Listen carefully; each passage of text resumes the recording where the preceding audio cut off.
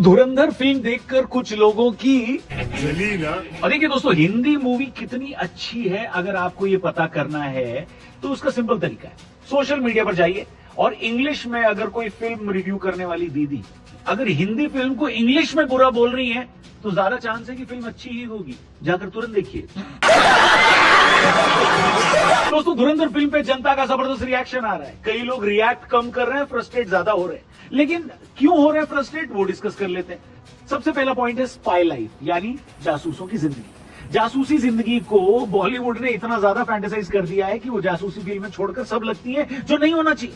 Six pack abs, महंगी lifestyle, बीच और महंगे लोकेशंस पर गाने, अनरियलिस्टिक एक्शन सेट पीसेस और एंड में वही घिसी पिटी देश बचाने वाली कहानियां जिनको पहले भी हम 100 बार देख चुके हैं। बेसिकली जिस टेम्पलेट पर हमारे यहाँ स्पाई फिल्में बनती हैं वो इतनी आउटडेटेड और डब हो चुकी हैं कि जिसे सिर्फ और सिर्फ स्टार पावर पर घसीटने की कोशिश होती है। दूसरी तरफ धुरंधर फिल्म इनमें से कुछ भी नहीं करती। देश के लिए जासूसी करना सुनने और सोचने में जितना एडवेंचरस लगता है, असल जिंदगी में उसको जीना मौत से भी ज्यादा खतरनाक है। फिल्म के अंदर आईएसआई के एजेंट इकबाल जिस तरह से इंडियन जासूसों को टॉर्चर करके मारता है वो बेहद दर्दनाक है। उसी जगह भारत का दूसरा जासूस भी खड़ा है, लेकिन वो कुछ नहीं कर रहा क्योंकि वो मिशन पर निकला हुआ है। उसको पता है कि उसकी जिंदगी की कीमत पर पूरा मिशन टिका हुआ है। ऐसा नहीं है कि वो अकेले 10 बंदों को पेल नहीं सकता, बिल्कुल मार सकता है। उसकी ट्रेनिंग भी इसी बात की हुई है, लेकिन उसका मिशन उसके किसी भी एडवेंचर से ऊपर है। ये फीलिंग किसी डायरेक्टर ने सालों बाद स्क्रीन पर दिखाई है। फुल क्रेडिट टू आदित्य धर। वही इंडियन जासूस अपने यहाँ 26/11 आतंकी हमले का जश्न मनाते हुए अपने सामने आतंकियों को देख रहा है। उसे जश्न में शामिल होना पड़ रहा है।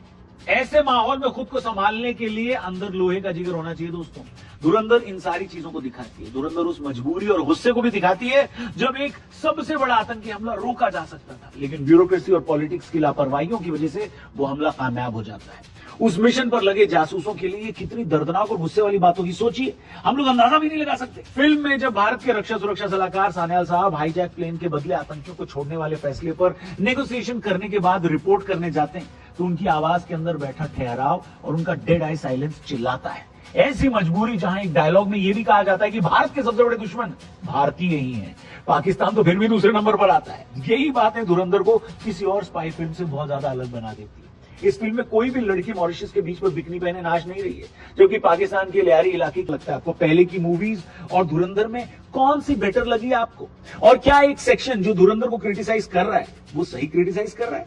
क्या सोचते हैं आप इसके बारे में और धुरंधर पर क्या है आपकी राय? कमेंट करके जरूर बताएं। जल्दी मिलते हैं। जय हिंद।